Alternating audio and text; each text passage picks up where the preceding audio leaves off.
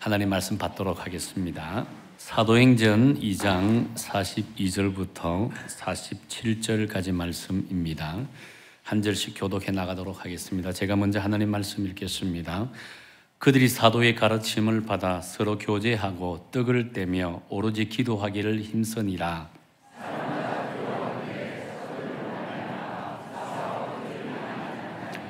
믿는 사람이 다 함께 있어 모든 물건을 서로 통용하고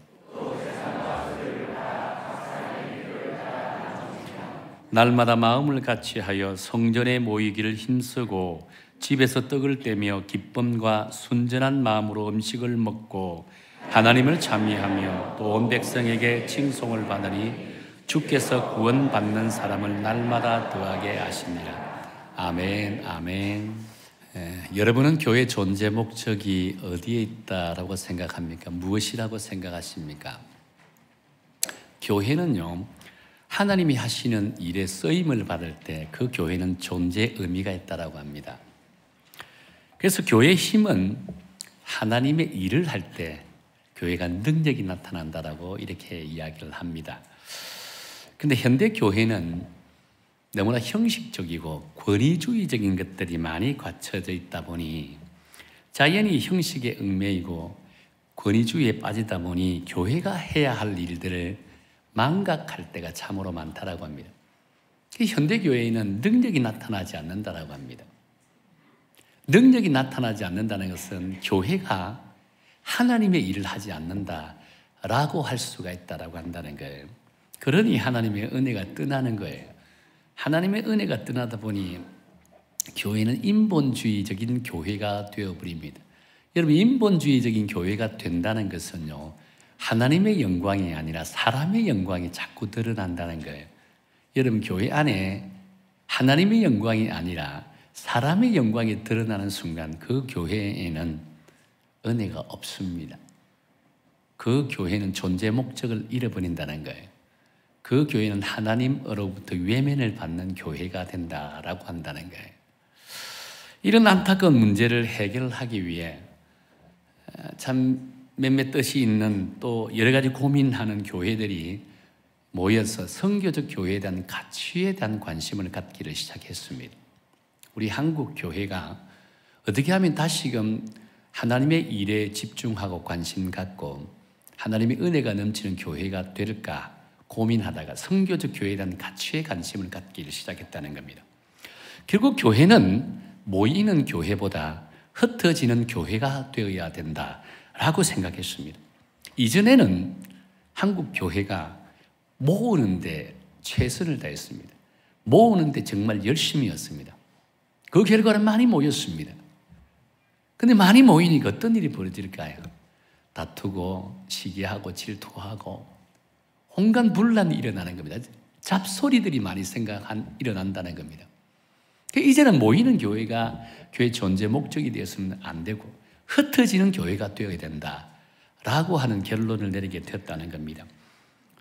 흩어지는 교회는요, 모여있는 성도들을 가르치고 훈련을 시켜서 세상으로 재파송하는 사역이라고 한다는 겁니다. 이것은 교회의 존재 목적인 하나님의 일을 감당하는 것이고 각자의 삶의 현장에 선교사로 파송하는 사역이라고 할 수 있다는 거예요. 그것이 바로 흩어지는 교회라고 할 수 있다는 거예요. 우리 여성교회가 이제 이런 교회가 되기를 원합니다. 우리 여성교회는 왜 모입니까? 흩어지기 위해서 모인다는 거예요. 왜 흩어져야 될까요? 우리의 삶의 현장이 하나님의 나라이고 그곳에 파송받은 선교사라는 사명을 갖기 위해서 흩어져야만 한다는 거예요. 사실 하나님 중심인 선교적 교회가 되려면요, 교회가 지향하는 일들이 많이 달라져야 됩니다. 선교적 교회로 대표적인 예가 하나 있는데요, 1960년, 70년대 미국 대부흥운동을 주도했던 한 교회가 있습니다. 그 교회 담임하시는 목사님의 이름은 척 스미스 목사님입니다. 그 교회는 남가주에 있는 갈보리 교회라고 하는 교회입니다. 이 교회가 크게 부흥을 일으킨 결정적인 이유가 있었는데, 당시 베트남 전쟁 반대 운동을 일으켰던 젊은 히피족들이 있었습니다. 그 히피족들은요, 대단히 지금 현재 기성세대와 가지고 있는 생각과 사고와 삶의 형식이 파괴적으로 하고 있었습니다. 근데 이 척 스미스 목사님은 이 젊은 히피족들을 전도하면서 교회가 대부흥을 일으켰다고 한다는 겁니다. 근데 이 히피족들이 차림새를 보면 긴 머리를 하고 있었고, 그리고 긴 부츠를 신고 청바지를 입고 샌들을 신고 어떤 사람은 맨발로 다녔다고 합니다. 지금은 자연스러운 거잖아요. 젊은이들 자연스러운 겁니다. 근데 그 당시에는 파괴적이었다는 거예요. 그 모습을 본 기성세대가 그 젊은 세대를 향해서 이 사탄이 들었다느니, 타락했다느니 온갖 손가락질을 다 했다는 거예요. 근데 척 스미스 목사님들을 그들의 가슴에 품고 그들에게 전도하기 시작했다는 거예요. 자, 근데 그 당시에 갈보리 교회가 새로 그 교회를 아름답게 지었습니다. 교회당에는 아주 아름다운 카페트가 쫙 깔려 있었습니다. 근데 그 히피족에게 전도하다 보니 그 히피족들은요, 이 공원에서 노숙하든지 아니면 뭐 해변가에서 노숙을 하면서 지내는 친구들입니다. 그 친구들 줄을 대니까 이제 교회로 오는 거예요. 맨발로 샌들로 오니까 교회가 어떻게 되겠습니까? 화장실이든 뭐 화장실 와서 뭐 씻기도 하고 샤워도 하기도 하고, 그 모습으로 이제 교회당에 들어오니까 교회당이 엉망이 되는 거예요. 맨발로 다니던 사람이 그 깨끗한 카펫을 밟고 교회당에 들어오세요. 교회당은 어떻게 되겠습니까? 그때부터 막 지저분하기 시작합니다. 막 더러워지기 시작하는 거예요. 그 모습을 지켜보았던 그 갈보리교회 장로님들이 마음이 아프기 시작합니다. 우리 교회가 어떻게 교회를 지었는데 그들로 인해서 교회가 더러워지니까 너무너무 마음이 아픈 거예요. 히피족들이 교회 오는 것을 달가워했다는 거예요. 전혀 반가워하지 않았다는 거예요. 그 이야기를 들었던 척 스미스 목사님이 전체 리더십을 다 모아놓고 이렇게 이야기를 했다고 합니다. 만일 우리가 아름답게 지은 새로운 건물 때문에, 깨끗한 카펫 때문에 이 젊은이들이 교회로 들어올 수 없다고 한다면 그 카펫은 당장 치워야 됩니다라고 했다는 거예요. 교회가 생명을 살리는 일에 집중하고 거기에 관심을 갖게 될 때 그 교회는 능력 있는 교회가 되어진다는 거예요. 하나님은 우리를 이 시대에 교회를 세우고 여러분들을 불러주신 것은 능력 있는 교회가 되고 능력 있는 성도가 돼서 세상을 변화시키기를 원하신다는 거예요. 그 일을 위해서 교회라는 것을 존재하게 만들었다는 거예요. 그래서 오늘 이 시대 교회는 세상 속의 교회가 되어야 된다고 한다는 거예요. 여러분, 세상적인 교회와 세상 속의 교회는 엄연히 구별되어야만 합니다. 세상적인 교회는 세상과 적당히 타협하는 교회입니다. 세상 속의 교회는 하나님이 부르심이 있는 그 세상 속에 교회가 존재해야 된다고 한다는 겁니다.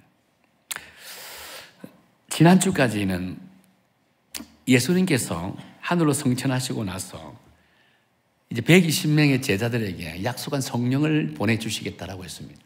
120명의 성도들은 약속한 성령을 받기 위해서 마가의 다락방에 함께 모여 기도하기에 힘썼다라고 했습니다. 한참을 기도하고 있는데 오순절 날이 되었습니다. 오순절 날 성령의 강력한 임재가 120명의 제자들에게 임했다라고 했습니다. 그 임한 증거가 무엇으로 나타난다 했죠? 다른 언어들로 나타난다 했습니다. 그 다른 언어는 어떤 언어? 주님의 언어가 주님의 혀라고 했습니다. 자, 그런데 성령 세례 사건으로 말미암아 신약 교회가 탄생하게 되었다는 겁니다. 마가의 다락방에 모여있던 120명의 제자들이 성령을 받고 난 이후 성령이 충만해지자 그 마가의 다락방이 신약교회의 시작점이 되었다고 한다는 겁니다. 이 120명의 제자들이 신약교회의 성도들이 되었다고 한다는 겁니다. 그런데 놀라운 것은 성령을 체험한 사람들이 가장 큰 변화가 무엇인 줄 아세요? 이전까지는 자신의 필요에 따라 움직였다는 겁니다. 그런데 성령을 충만히 받고 나니까 사람들의 필요가 보입니다. 세상의 필요가 보였다는 겁니다. 그것이 물질이든 복음이든 사랑이든 교회가 해야 할 온전한 사명이 무엇인지를 깨닫게 되어졌더라라고 한다는 거예요. 그래서 사도행전 교회는요, 세상 속에서 시작되는 것을 보게 된다는 거예요. 이것이 바로 선교적 교회의 가치라고 할 수 있다는 겁니다. 사실 저는 선교적 교회에 대한 비전을 품고 우리 교회를 선교적 교회로 전환하기 위해서 많은 고민을 했습니다. 그러면서 가장 우선적으로 해야 할 것이 무엇인지에 대한 첫 번째를 찾았습니다. 그것이 뭐였냐면 세상 속에 있는 우리 교회 모습이었습니다. 세상 속에 있는 우리 어성교회 모습이었다라고 한다는 겁니다. 여러분, 교회가 아무리 세상을 향해서 사랑을 나누고 세상 속에 들어가서 그리스도인으로서 선한 영향력을 드러낸다 해도 진정 우리 공동체가 세상이 아니라 우리 속에 갇혀 있더라면요, 결코 선교적 교회의 가치가 드러나지 않는다는 겁니다. 선교적 교회의 가치가 드러나기 위해서는요, 우리 속에 갇혀 있는 교회가 아니라 세상 속에 있는 교회가 되어야만 한다는 거예요. 그래 세상 사람들과 이 교통할 수 있고 소통할 수 있고, 그로 인해 세상 사람들이 세상에 있는 교회로 들어올 수 있다는 겁니다. 우리 속에 갇혀 있는 교회라면 세상은 결코 우리 속에 들어오지 않는다는 거예요. 그래서 우리가 세상을 향해 나아가야만 한다는 거예요. 그래서 저는 이 사도행전 교회를 통해서 이 세상 속에 있는 선교적 교회에 대한 모델을 찾기를 원한다는 거예요. 특히 오늘 우리가 함께 읽은 말씀은요, 사도행전 교회가 이 세상 속에 있는 선교적 교회로서 출발점을 알리는 그런 말씀의 내용이라고 할 수 있다는 거예요. 자, 그렇다면 이 본문의 사도행전 교회가 하나님이 기뻐 여기는 선교적 교회, 세상 속에 있는 교회로 나아갈 수 있었던 궁극적인 원인이 어디 있을까요? 두 가지로 답을 한번 찾아 나가기로 한다는 겁니다. 첫 번째는 가르침을 받는데 최선을 다한 교회였습니다. 여러분, 선교적 교회는 그냥 되는 것이 아닙니다. 우리 가르침, 말씀을 배워야만 된다라고 한다는 거예요. 사실 성령이 강림한 후에 초대교회에 놀라운 변화가 일어났습니다. 41절에 보니까 베드로의 설교를 듣고 그 자리에서 3,000명이 회개를 하고 세례를 받았다라고 했습니다. 3,000명이 적석에서 베드로의 설교를 듣고 회개하고 세례를 받았다라고 한다는 겁니다. 곧 예수님을 영접하고 성령 충만을 이루고 끝나니까 얼마나 부흥의 역사가 일어나게 됩니까? 그런데 그 다음 구절에 나오는 말씀이 대단히 중요하죠. 42절에 보면 이렇게 말씀합니다. 우리 42절 한번 읽어볼까요? 42절입니다. 시작. 그들이 사도의 가르침을 받아 서로 교제하며 떡을 떼며 오로지 기도를 하기를 힘쓰니라 라고 했습니다. 지금 베드로의 설교를 듣고 예수님을 영접하여 성령을 충만히 받은 성도들이 사도들의 가르침을 받았다라고 했다는 겁니다. 예수님을 믿고 성령을 충만히 받으면 그것을 은혜가 넘치잖아요. 그럼에도 불구하고 그들이 사도로부터 말씀을 배웠다라고, 배우기를 원했다, 배웠다라고 한다는 거예요. 저는 여기서 우리 그리스도인들의 성숙에 대한 참된 의미를 보게 된다는 겁니다. 지금 본문에서 베드로의 설교를 듣고 구원받았던 자들이 누구입니까? 여러분, 유대인들이잖아요. 조금 전까지만 해도 예수님을 십자가에 매달아라고 소리를 지렀던 유대 골수분자들입니다. 그들이 베드로의 설교를 듣고 그리스도인이 되었다는 겁니다. 그렇다면 이들이 예수님을 믿는다고 해서 곧장 예수님의 제자로서의 삶을 살아갈 수 있을까요? 사실 지금 이들은요, 예수님을 믿음으로 찬양하고 기도하고 섬긴다고 하지만 평생 유대 종교로 살아왔기 때문에 생활 방식이 하루아침에 바뀐다는 것은 거의 불가능합니다. 섬기는 대상이 바뀌었지 섬기는 방식이 바뀌는 것은 결코 아니었다라고 한다는 겁니다. 그렇게 그들이 진정한 예배자로 세움받기 위해서는요, 말씀으로 사도의 가르침을 받아야 된다는 거예요. 다시 말해 하나님의 말씀으로 훈련을 받아야 된다는 거예요. 그럴 때 진정 하나님이 찾으시는 참된 예배자가 될 수 있다는 거예요. 지난번에도 비슷한 이야기를 말씀드렸는데 저희 어머니가 예수 믿기 전에는 대단히 불심이 강했다라고 했습니다. 어느 정도 불심이 강했나? 뭐 옛날에 어르신들은 다 보살 이야기하죠. 우리 어머니도 보살이라는 이름을 받았습니다. 근데 좀 열심히 특심이었던 것 같아요. 교회 집에 큰 일이든 작은 일들이 있으면요, 1시간 정도 떨어져 있는, 좀 산에 있는, 새벽마다 그 산에 절에 가서 1시간 동안 가서 여기서 몇 시간 기도하고 항상 돌아오셨어요. 집안에 작은 일이든 큰 일만 있으면 그냥 그 절에 올라가서 기도하고 내려오시는 분이십니다. 뿐만 아니죠, 샤머니즘 요소도 강해가지고 형님들이 시험을 치는 그런 날 되면 저 뒷뜰에 보면 아주 앵두나무가 오래된 아주 큰 앵두나무가 있었습니다. 항상 새벽에 목욕 저기 하고, 좀 이상하게 그때는 왜 하얀 옷을 입고 기도하죠? 정한수를 탁 뜯어놨고 이 손이 닳도록 이렇게 비는 모습을 저는 어릴 때부터 종종 보았습니다. 그런 어머님이 예수님을 믿었습니다. 예수님을 믿고 믿음 생활을 하기 시작했다는 겁니다. 그럼 어떻게 달라져야 될까요? 예수님을 믿는데, 예수님을 믿는 그 믿음의 방식은 이전하고 똑같이 하더라는 겁니다. 날마다 새벽 3시만 되면 일어나서, 교회가 좀 멀기 때문에 새벽기도 직접 못 가셨어요. 집에서 십자가 앞에 두고 새벽 3시만 되면 일어나서 이 기도를 하는데, 기도하는 모습이 정한수 뜯어놓고 기도하는 모습도 똑같은 거예요. 똑같아요. 그래도 제가 기도하지 말라라고 할까요? 저희가 있는 사역하는 그 지역에서 시골까지 한 1시간 정도 거리입니다. 매주 제가 월요일마다 집에 돌아가서 어머니에게 기도에 대해서 가르치기 시작했습니다. 그리고 나서 이제 온전한 기도를 하기 시작했다는 거예요. 물론 초대교회 성도들이 무당식으로 예수를 믿는다는 것은 결코 아니에요. 대다수의 성도들은 오랫동안 유대 전통적인 생활 방식과 종교 형식을 따라서 예수님을 믿더라라고 한다는 겁니다. 그렇기에 새로운 복음 시대가 열리고 새로운 공동체가 시작되었다라면 그들의 종교 의식조차도 새롭게 변화해야 된다는 겁니다. 바뀌어야 된다는 거예요. 그래서 오늘 우리 그리스도인들이 기억해야 될 것이 바로 이것입니다. 예수님을 나의 구주로 영접하였다라면 반드시 하나님을 섬기는 방법을 배워야 됩니다. 내가 그리스도인에서 이 세상에 살아갈 때도 삶의 방식이 바뀌어야 된다는 겁니다. 그것을 배워야 된다는 거예요.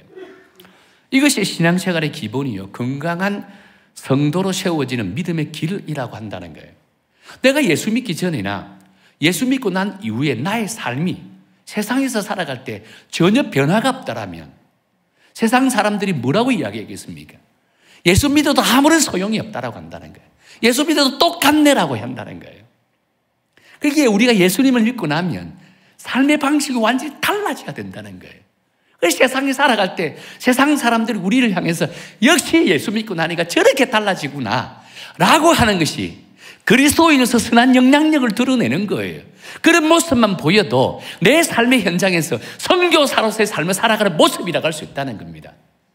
꼭 그들에게 주의 복음을 증거해야만이 선교사의 삶이 아니라는 겁니다. 달라진 변화된 나의 모습, 나의 삶의 모습을 통해 그들에게 좋은 영향력을 끼칠 때 그것이 바로 선교사의 삶이라고 할 수 있다는 거예요. 지금 예수님께서 우리에게 그걸 강조하고 있는 거예요. 그런 삶을 살기를 원한다는 겁니다. 여러분, 신앙생활은 이전과 이후의 삶이 달라지지 않는다면 우리의 신앙을 한번 점검해 볼 필요가 있는 거예요. 많은 그리스도인들이 교회를 다니기만 하면 신앙생활을 대단히 잘한다라고 생각하는 분들이 꽤 많습니다. 이 자리에 계신 분들 가운데서도 주일날 교회 예배만 드리도 신앙생활 대단히 잘한다라고 생각하는 분들이 있습니다. 각자 자기 기준에서. 물론 교회를 다니지 않는 분, 주일에 교회 나와서 예배를 드리지 않는 분에 비하면 믿음 생활을 대단히 잘하는 것이다라고 할 수 있습니다. 하나님이 기대하는 것은 결코 그런 것이 아니라는 겁니다. 하나님이 기대하는 것은요, 우리가 온전한 믿음 생활을 하기를 원한다는 겁니다. 참된 그리스도인으로서 우리가 어디를 가든 무엇을 하든 그곳에서 선한 영향력을 드러내는 그런 믿음의 성도가 되어야만 한다는 거예요. 가령 여러분의 자녀들이나 여러분의 자손들이 이 공부를 하기 위해서 도서관에 간다고 합니다. 여러분, 도서관에 간다가 다 공부 잘할까요? 물론 잘하는 사람도 있을 겁니다. 그러나 도서관에 가서 무엇을 하느냐가 대단히 중요하다는 겁니다. 도서관에 간다고 해서 공부를 잘할 것 같으면 도서관에 가서 낮잠도 자고 도서관에 가서 게임도 하고 도서관에 가서 친구들과 놀면 공부 다 잘하게 될까라고 아니잖아요. 무엇을 도서관에 가되 거기서 무엇을 하는가에 따라서 다르다는 거예요. 게임을 하는 것이 아니라 공부에 집중하고 친구에게 잡당하는 것이 아니라 공부에 최선을 다하면 도서관에 가면 공부 잘해요. 근데 그렇지 않다면 의미가 없다라고 한다는 겁니다. 우리의 믿음 생활도 마찬가지입니다. 예수 믿는 사람들이 교회에 와서 무엇을 하는가가 대단히 중요하다고 한다는 거예요. 하나님을 기쁘시게 하고 하나님을 섬기는 일에 최선을 다한다면 그 성도는 하나님이 기뻐 여기는 성도가 되어지고 그 성도의 삶도 참된 기쁨이 있고 감사가 있는 삶을 살아간다는 거예요. 반면 교회 열심히 다니지만 맨날 교회에 와서 시기하고 질투하고 쓸데없는 말들만 막 남부한다면 그 공동체는, 그가 속해 있는 공동체는 하나님 은혜가 있는 공동체가 아니에요. 그의 인생도 불행한 인생이 되는 거예요. 그런 인생이 어떻게 믿음 안에 온전한 기쁨이 있을까요? 그런 성도가 예배드리는데 얼마나 은혜가 있겠습니까? 교회에 와서 무엇을 해야 되는 것이 대단히 중요하다고 한다는 겁니다. 하나님의 일을 위해서 믿음 생활을 하기를 원한다면 그 성도는 참된 기쁨이 있을 것이고 그 성도가 속해 있는 그 공동체도 하나님 은혜가 풍성한 공동체가 될 줄로 저는 믿습니다. 우리 여성교회가 이런 교회가 되기를 원한다는 겁니다. 그냥 교회에 오는 것이 아니라 교회에 와서 무엇을 해야 되는지를 고민하며 정녕 하나님의 일을 통해 헌신하고 충성 다하는 그런 믿음의 성도가 되기를 원한다는 거예요. 그런 성도가 많은 교회가 하나님이 기뻐 여기고 무엇보다 성령 충만한 그런 교회가 될 줄로 믿습니다. 오늘 본문의 초대교회의 모습을 보세요. 42절에 보면 이렇게 말씀합니다. 사도의 가르침을 받아라고 하잖아요. 그리고 그 다음에 무엇이라고 나와 있습니까? 서로 교제하고 떡을 떼며 오로지 기도하기를 힘쓰니라고 합니다. 또 46절에 보면 이렇게 말씀하죠. 날마다 마음을 같이하여 성전에 모이기를 힘쓰고 집에서 떡을 떼며 기쁨과 순전한 마음으로 음식을 먹고라고 합니다. 지금 사도의 가르침을 받은 성도들은요, 성전에 모이기를 힘썼다 했죠. 단순히 모이는 것이 아니었다 했습니다. 뭐라고요? 사도로부터 가르침을 받아라고 했습니다. 그러자 떡을 떼며 기쁨과 순전한 마음으로 음식을 먹게 되었다라고 했다는 겁니다.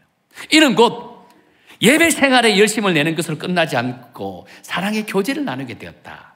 다시 말해서 말씀을 듣고 깨달으니까, 말씀을 배우고 그것이 내 삶의 은혜가 되니까 아름다운 사랑의 교제를 나누게 되었다라고 했다는 겁니다. 말씀이 넘치니까, 참된 말씀의 진리를 깨달으니까 나로 인해서 주의 사랑이 넘치게 되었다. 아름다운 사랑의 교제를 나누게 되었다라고 했다는 거예요.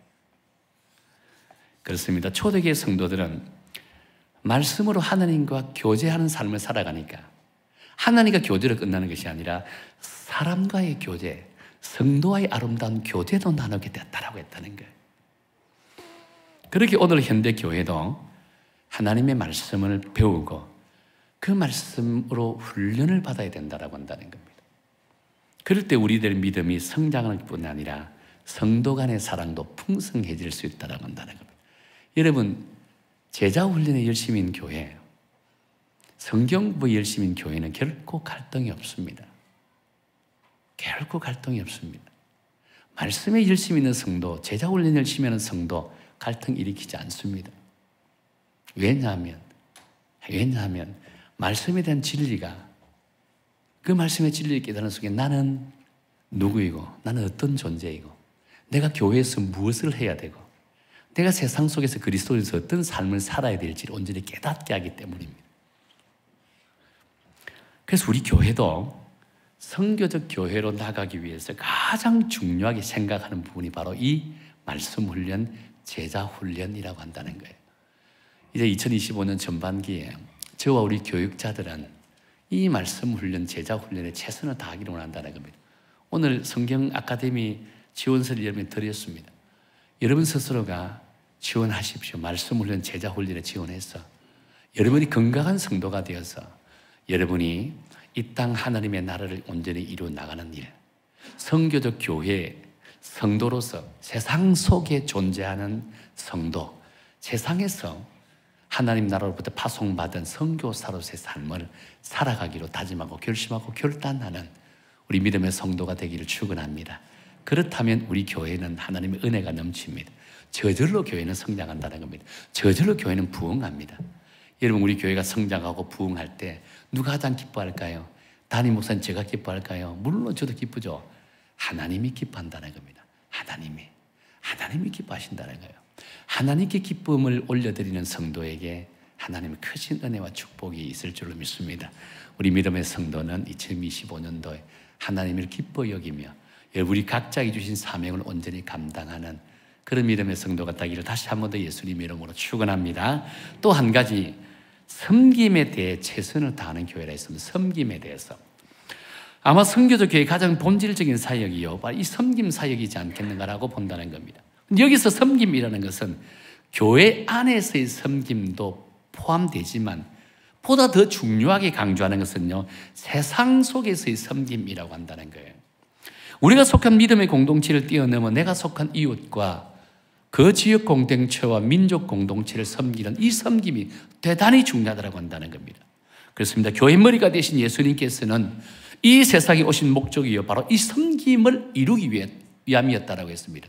왜 당신이 십자가를 지시기 직전에 제자들을 불러 모았습니다. 그 제자들에게 당부한 말씀이 있다는 거예요. 그것이 바로 마가복음 10장 45절 말씀입니다. 마가복음 10장 45절에 보면 이렇게 말씀하죠. 우리 함께 읽겠습니다. 시작. 인자에 온 것은 섬김을 받으려 함이 아니라 도리어 섬기려 하고 자기 목숨을 많은 사람의 대속물로 주려 함이라 라고 했습니다.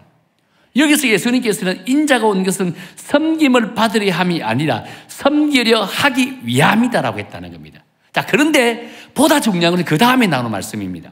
자기 목숨을 많은 사람의 대속물로 주려 함이라 라고 했다는 거예요. 이 말씀의 의미는 섬김의 참된 정신이 무엇인지를 강조하는 말씀이라고 할 수 있다는 겁니다. 예수님께서 말씀하시는 섬김의 참된 정신은 바로 자기 희생이라고 한다는 겁니다. 이 섬김에는 자기 희생이 있어야만 온전한 섬김이 된다는 거예요. 자기 희생이 없는 섬김은 온전한 섬김이 되지 못한다라고 한다는 겁니다. 사실 우리 그리스도인들은 모두가 이 섬김이라는 단어에 대해서 대단히 좋아합니다. 그리스도인이라고 한다면 누구나 섬김의 이 단어에 대해서 설교를 통해서 성경 공부를 통해서 기가 따가울 정도로 들어왔습니다. 그것도 모자라 훈련을 통해 배워왔습니다. 그래서 교회가 섬기는 일에 헌신하자고 한다면 많은 사람들이 동참합니다. 우리 교회도 보니까 예를 들어서 이 교회가 대청소한다 하니까 막 성도들이 많이 모이더라고요. 교세에 비해서 많이 모여요. 저 깜짝 놀랐습니다. 김장 담는다 하니까 막 성도들 많이 모여요. 다른 교회들보다 훨씬 더 섬김에 열심인 교회입니다.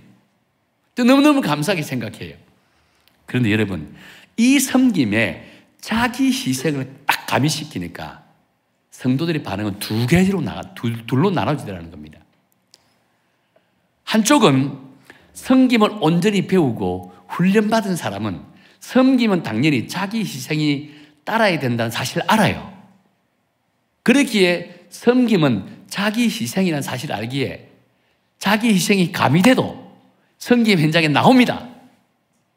근데 반면 다른 한쪽은요, 섬김에 대한 부분에 대해서는요, 정확하게 인식을 하지 못하고 배우지 못하니까 섬김이 자기 희생이 가미되니까 한순간에 섬김을 외면해버리더라는 겁니다.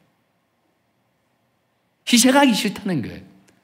가령 코로나 팬데믹 때 한번 봅시다. 어려움을 겪고 있는 교회와 이웃을 돕고자 합니다. 코로나 팬데믹 때 모두가 어려웠습니다. 근데 우리 교회는 코로나 팬데믹 때 주변에 많은 어려운 교회를 도왔습니다. 그런데 일각에서는 이렇게 이야기할 수 있습니다. 나도 어려운데, 우리도 어려운데 누구를 돕는단 말일까? 우선 나부터 살고, 우리부터 좀 살고, 나부터 배불리 먹고, 우리부터 배불리 먹고, 그리고 나서 어려운 사람을 돕겠다, 어려운 교회를 돕겠다 라고 하는 부류가 있습니다. 실제로 저한테 저는 그렇게 이야기한 분도 있기 때문에, 우리 교회에서가 아니고 이전 교회 있을 때. 반면 나도 힘들지만, 우리도 힘들지만, 우리보다 더 힘들하고 어려운 사람을 위해서 내가 지금보다 조금 더 아끼고 조금 더 절약해서 나보다 더 어려운 이웃, 나보다 더 어려운 교회를 위해서 도와야 되겠다 라고 생각하는 사람들이 있다는 거예요. 그 다음 하나님은 누구의 더 헌신을 더 기뻐 받으실까요? 당연히 후자입니다. 감사하게도 우리 교회 성도님들은 이 후자에 속했다는 거예요. 얼마나 감사한지요. 그래서 섬김에는 반드시 자기 희생이 따라야 온전한 섬김이 되어진다는 거예요. 초대교회 성도를 한번 봅시다. 44절 이하의 말씀 보면 이런 말씀이 있죠. 44절과 45절입니다. 우리 함께 읽겠습니다. 시작. 믿는 사람이 다 함께 있어 모든 물건을 서로 통용하고 또한 재산과 소유를 팔아 각 사람의 필요를 따라 나눠주며 라고 합니다. 지금 초대교회 성도들은요, 자신의 물건을 통용하고라고 했습니다. 심지어 자신의 재산을 팔아 필요한 사람들에게 나눠주었다라고 했다는 거예요. 여러분, 당시 초대교회 성도들의 삶이 그렇게 넉넉한 상태가 아니었습니다. 초대교회 성도들은 대다수 가난한 성도들이 있습니다. 근데 하루 한 끼 양식을 채우는 것도 급급한 그런 삶을 살아가고 있는 사람들이 초대교회 성도들의 모습이라고 한다는 겁니다. 그럼에도 불구하고 자신의 재산을 필요, 나보다 더 힘든 성도를 위해서 나눠주고 베풀어 주었다라고 했다는 거예요. 나보다 더 필요한 성도를 위해서 내가 가진 것 다 나눠주고 베풀어 주었다라고 했다는 거예요. 이것이 자기 희생이 가미된 섬김이라고 한다는 겁니다. 이런 섬김의 결과가 어떻게 나타났을까요? 47절에 보세요. 우리 47절 함께 읽겠습니다. 시작. 하나님을 찬미하며 또한 백성에게 칭송을 받으니 주께서 구원받은 사람을 날마다 더하게 하시니라 라고 했다는 겁니다. 은혜 충만했다는 거예요. 교회는 저절로 부흥했다는 거예요. 여러분, 교회가 부흥하는 것을 끝났을까요? 아니에요. 개인의 삶이 기쁨이 있고 은혜 충만한 겁니다. 교회는 성도들 개개인의 은혜가 넘치고 기쁨이 충만해야 비로소 교회는 성장한다는 거예요. 일부 소수 담임 목사가 열심히 하고 교육자를 열심히 한다고 해서 교회가 성장하는 결코 아니에요. 모든 성도들이 기쁨이 있어야 되고 은혜가 충만할 때 비로소 교회는 성장 부흥한다는 거예요. 지금 섬김에 자기 희생이 딱 가미되니까 모든 성도들이 하나님으로부터 은혜를 받는데 내 삶이 기쁨이 있고 감사가 있고 은혜 충만하더라는 거예요. 그래 교회는 저절로 부흥했다라고 한다는 거예요. 이것이 초대교회가 누렸던 은혜이고 기쁨이고 축복이라고 한다는 거예요. 미국 경제학자인 스탠 톨리와 알렌 넬슨이라고 하는 분이 있습니다. 이분이 파이브 스타 처치라는 교회를 썼습니다. 별 5개 교회라는 제목입니다. 이 책에 보면 이렇게 말합니다. 제가 한번 읽어드릴게요. 별 5개짜리 초특급 호텔이 되는 것은 그 호텔의 크기나 호화로움에 달려있는 것이 아니라 서비스의 질에 달려있다. 그러면서 교회 역시도 건물의 외형적인 크기나 모이는 사람의 숫자보다 하나님을 향하고 이웃을 향한 서비스의 질이 어느 정도냐에 따라 별 5개짜리 교회가 될 수도 있고 별 1개짜리 교회가 될 수도 있다라고 했습니다. 여러분들 공감합니까? 저는 공감이 되더라고요. 그러면서 이 책의 부제에 보면 이렇게 썼습니다. Serving God and His people with excellence 했습니다. 어떤 말이냐면 최선으로 하나님과 이웃을 섬기는 것이 별 5개짜리가 되는 교회라고 했습니다. 최선을 다해서 하나님과 이웃을 섬길 때 교회는 별 5개짜리 교회가 되어진다라고 했습니다. 그렇습니다. 하나님은 결코 차선을 선택한 적이 없습니다. 당신의 하나밖에 없는 아들을 십자가에 죽이시면서 그 최선으로 우리를 구원시키셨습니다. 그렇게 하나님의 은혜를 받은 우리도 최선을 다해서 하나님을 섬겨야 됩니다. 하나님은 우리에게 최선을 기대한다는 거예요. 그러면 우리의 섬김과 헌신이요 결코 흉내만 내는 헌신과 섬김이 되어서는 안 됩니다. 최선을 다해요. 예수님을 닮은 섬김과 헌신을 가져야만 한다는 거예요. 그럴 때 교회든 성도든 하나님의 은혜가 넘칩니다. 여러분, 세상 삶이 힘들죠? 고달프죠? 힘들고 고달픈데 또 목사가 나와서 섬기라, 헌신하라 라고 합니다. 시대에 동떨어진 말씀을 전한다라고 생각할 수 있습니다. 결코 시대에 동떨어진 말이 아닙니다. 삶의 우선순위를 어디에 두는가가 대단히 중요하다는 거예요.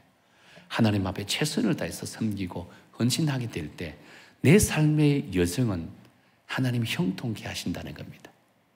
삶의 우선순위를 어디에 두는가가 대단히 중요하다고 할 수 있다는 겁니다.